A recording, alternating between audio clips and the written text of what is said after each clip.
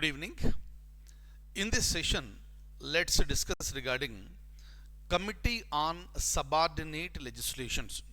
Very important one.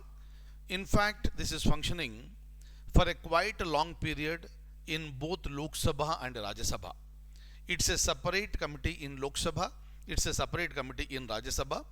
In the Lok Sabha, it was first constituted in December 1953. But when it comes to Rajya Sabha, it was first constituted in the year 1964. In Rajya Sabha, the chairman is appointed by, meaning the Committee on Subordinate Legislation, chairman is appointed by the chairman of Rajya Sabha. Let's try to understand what exactly are the functions of this particular committee and why we are discussing about this. We'll try to understand now. Look at this.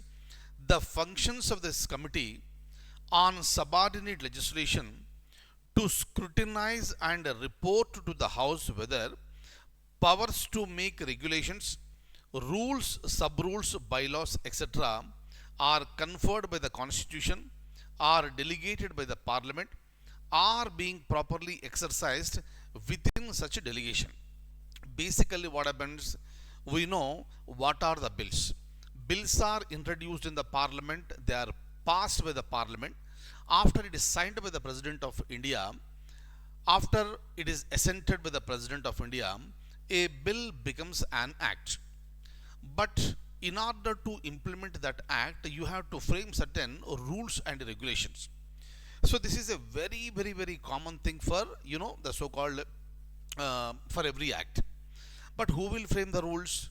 The rules must be framed by the concerned ministry. It does not mean that the minister will be sitting and framing, but the minister is supported by a large number of secretaries and so much of staff of administration with respect to framing these rules and regulations. Clear? And that is called the delegated legislation. Meaning, without framing the rules and regulations, you cannot implement it. That's the reason why once an act comes into the picture, you have to frame the rules within 6 months. Again, that should be presented in the Parliament.